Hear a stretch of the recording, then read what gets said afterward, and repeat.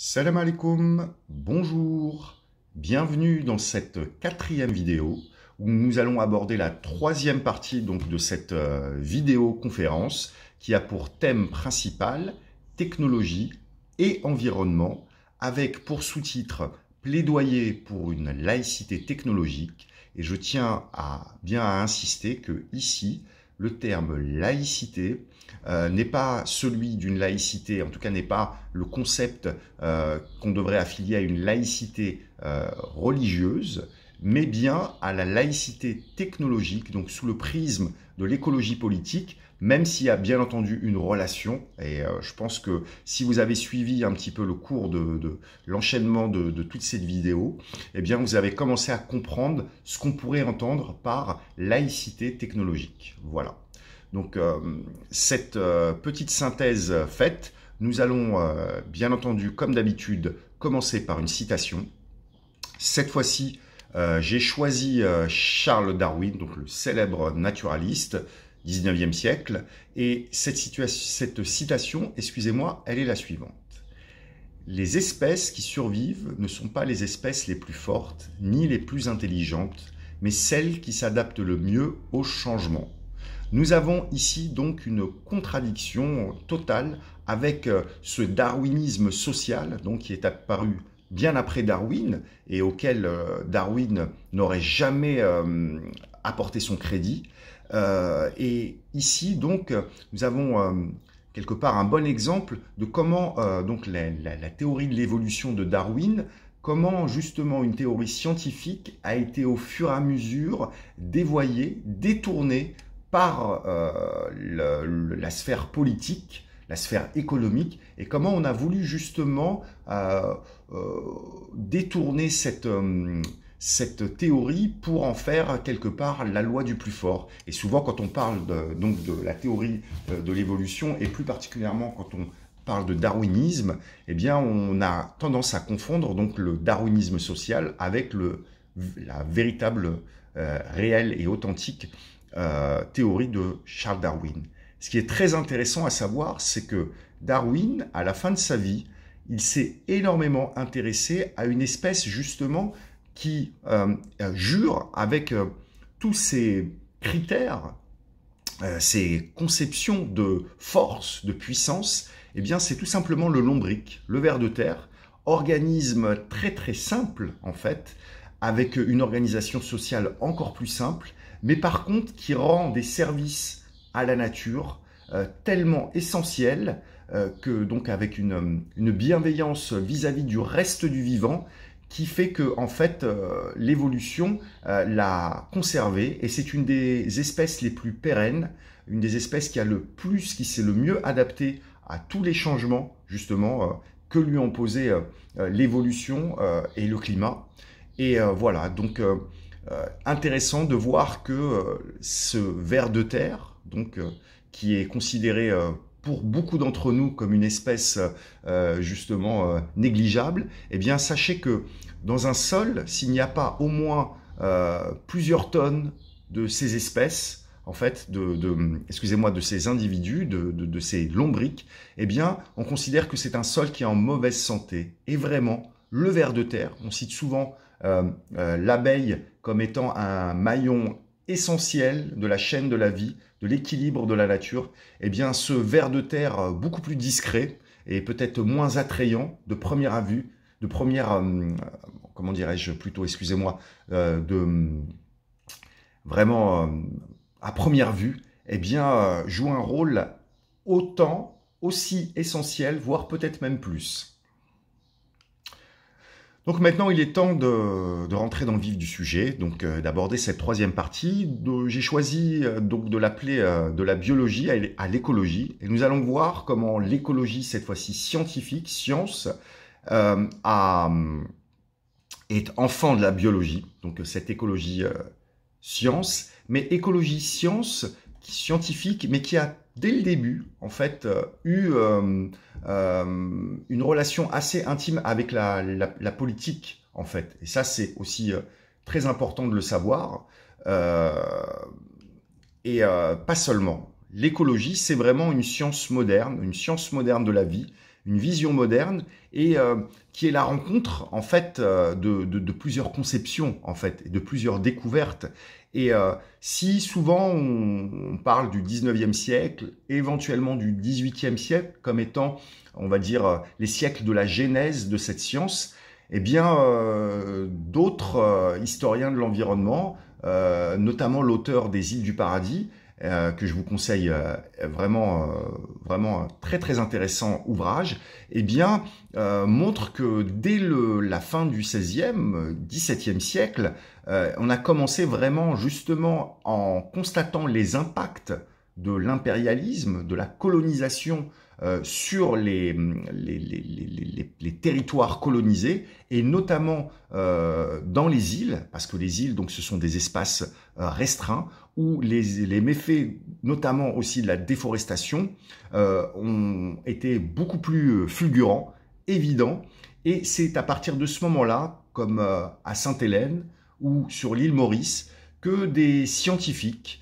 ont commencé à aussi parler de conservation et à développer comment dirais-je, des discours et à militer pour prouver que les systèmes déjà à l'époque de productivisme, l'économie, l'impérialisme, la colonisation, en elle-même, la modernité qui était en train de se mettre en place, eh bien, elle était non seulement nocive pour la nature, mais dangereuse à long terme pour l'équilibre, la survie de l'espèce humaine. Donc très intéressant de voir que cette écologie, c'est une science moderne, et elle est moderne aussi parce que c'est une science qui a vraiment joué un rôle dès le début, a eu une influence politique.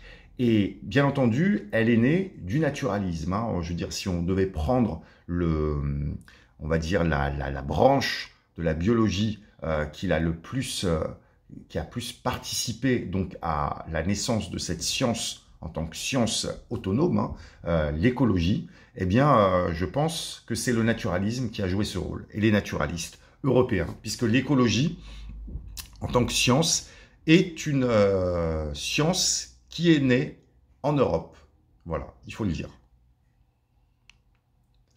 Qui est née en Europe, mais par contre, qui a été largement découverte, développée dans les colonies et donc pas du tout dans la métropole, mais vraiment dans les colonies.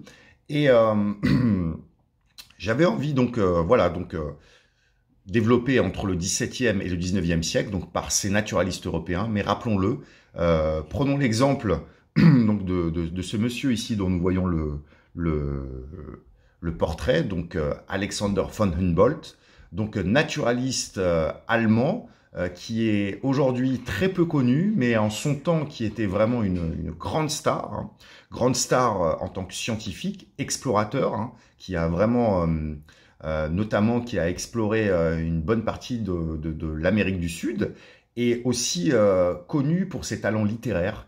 C'est vraiment, on peut dire, à l'époque, le Nicolas Hulot, le Cousteau de son époque, dans le sens où, grâce à sa plume magnifique et ses grandes connaissances et sa passion, il a réussi vraiment à convertir le grand public à l'amour de la nature, à s'intéresser à ce sujet. Et vraiment, cet homme, donc, qui a dédié toute sa vie à la recherche, au point qu'il y a laissé sa santé et sa fortune. Et à l'époque, Dieu sait que c'était coûteux d'organiser ce genre d'expédition, mais aussi très périlleux. Et voilà, il a vraiment exploré beaucoup de choses. Et c'est vraiment lui, on peut dire, qui a posé les bases de l'écologie, qui a commencé déjà à penser l'influence donc du climat sur l'évolution des espèces, notamment des espèces végétales. Et puis c'est lui aussi justement qui a parlé, le premier qui a parlé de l'éventualité de bouleversements climatiques à cause de l'activité humaine. Voilà, donc je vous invite, hein, il y a pas mal de littérature à propos de ce monsieur. Et aujourd'hui, je pense qu'il faut lui rendre justice parce qu'il a été un peu oublié, mais c'est vraiment un génie, un grand génie qui a posé beaucoup de bases de l'écologie moderne. Alors, bien entendu, Darwin, avec la théorie de l'évolution, il a vraiment une grande influence sur les pères fondateurs de l'écologie scientifique. Je vous laisse faire vos recherches un petit peu, justement pour voir quels sont ses pairs, parce qu'il y en a vraiment beaucoup. Et à chaque fois, à chaque lecture, on vous dira qu'un tel ou un tel a été un peu père de l'écologie. Alors on cite beaucoup Haeckel, donc juste à côté de lui, qui lui a surtout posé le terme, le concept d'écologie en 1866, qui a été un disciple vraiment très dévoué à Darwin. Et voilà, donc quand même, on va dire que Darwin aura été le Copernic de la biologie. Et quand il est arrivé avec sa théorie de l'évolution, il a changé énormément de choses. Je pense que les théories de Darwin ont eu le même impact donc, sur le monde de la biologie que les découvertes de Copernic dans le monde de l'astronomie. Voilà, donc très très important de voir donc que cette écologie, elle est venue avec cette théorie de l'évolution, théorie donc qui a eu pas seulement une influence sur la science, mais qui a vraiment été une théorie qui a rayonné pour le meilleur d'ailleurs, et aussi parfois malheureusement pour le pire, comme je l'ai dit tout à l'heure, sur vraiment l'esprit vraiment d'un siècle. Alors donc en 1866, Ernst Haeckel, naturaliste et peintre très intéressant et très important de le dire, invente le terme oikologie. Donc on voit ici ses travaux, parce que Ernst Haeckel, donc, il est connu pour avoir écrit un livre qui s'appelle The Art of Nature.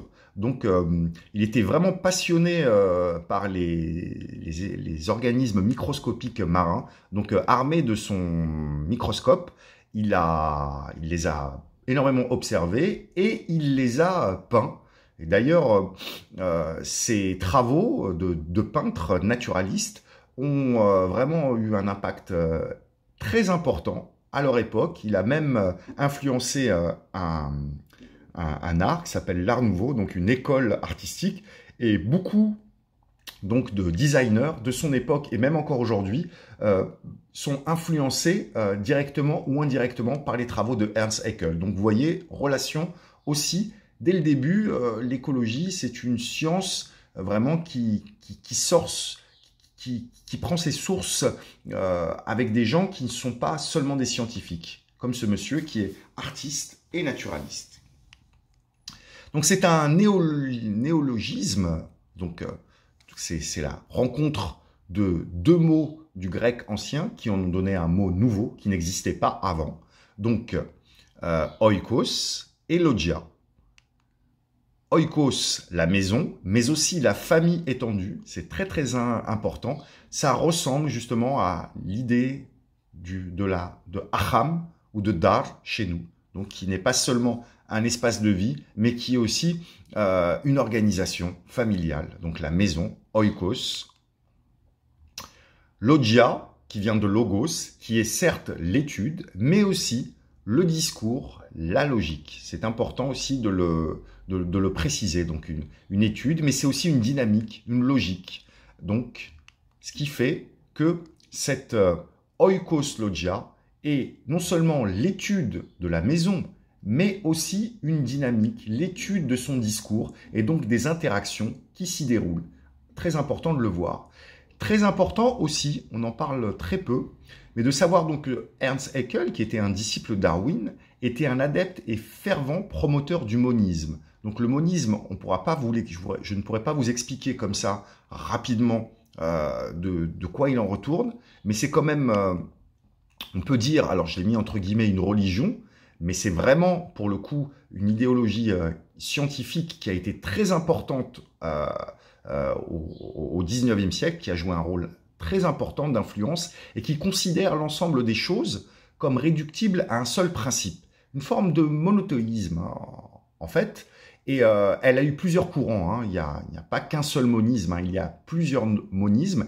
Et donc c'est vraiment une opposition fondamentale à d'anciennes conceptions telles que le dualisme ou le pluralisme. Donc ce monisme, cette idée du principe fondateur de l'Wahidiyya, on pourrait dire, eh bien il a joué un rôle important dans la genèse de cette écologie, puisque un de ses principaux promoteurs, donc Ernst Haeckel, qui je rappelle n'est pas l'inventeur de la science en tant que telle, cette science elle a été inventée par plusieurs personnes, plusieurs naturalistes, chercheurs, chacun dans leur coin, mais c'est lui qui l'a synthétisé autour de ce mot de oikos logia. Donc l'écologie, c'est une science holistique. Holistique, c'est-à-dire qu'elle s'intéresse vraiment à l'ensemble aussi, qui s'intéresse d'abord à l'habitat et aux interactions des espèces au sein d'un même lieu de vie. C'est un peu la différence, un peu beaucoup même, la différence qu'il y a avec la biologie, on va dire classique, qui elle s'intéressait vraiment à l'individu, d'abord à l'espèce, et accessoirement à son habitat, et encore moins aux interactions qu'il pouvait avoir avec les autres espèces. Et ça, l'écologie, cette science donc holistique qui est justement née à une époque où cette idée de grand ensemble était en train justement de ressortir, pas seulement en sciences, mais aussi en philosophie, dans la pensée, dans les sciences occultes. Voilà, une forme d'hermétisme aussi qui a été inspirée par cela, puisque ce monisme, quelque part, est une forme, à mon avis, d'occultisme scientifique. Et donc, cette idée d'écosystème, vraiment, elle va non seulement influencer, donc créer une véritable révolution dans la biologie, mais il me semble aussi avoir une influence sur la vision de nos sociétés, de la vie et des relations entre les êtres vivants au sein de leur habitat. Et ce qui est important donc de rappeler, c'est que quand on prend par exemple l'exemple donc de Alexander von Humboldt, eh bien cet homme, il a parcouru donc il a exploré, il allait notamment donc en Amérique du Sud, en Russie, ce sont ses 2 grands voyages. En Europe aussi, il a beaucoup voyagé. Il était très connecté. Il y avait une véritable communauté scientifique en Europe, hein, qui vraiment une communauté assez solidaire dans l'ensemble et très bien connectée entre elles. Mais il faut savoir que toutes ces découvertes, en fait, elles ont été faites notamment grâce à des énormes progrès techniques qui ont été réalisés dès la Renaissance en matière d'instruments de mesure et de calcul et qui ont largement contribué à cette nouvelle approche de la vie. Et on sait très bien que ces progrès techniques qui ont été réalisés à la Renaissance sont eux-mêmes le produit de progrès techniques qui leur ont précédé, notamment en matière de transport, qui ont permis justement à l'Orient et l'Occident de se rencontrer et d'échanger.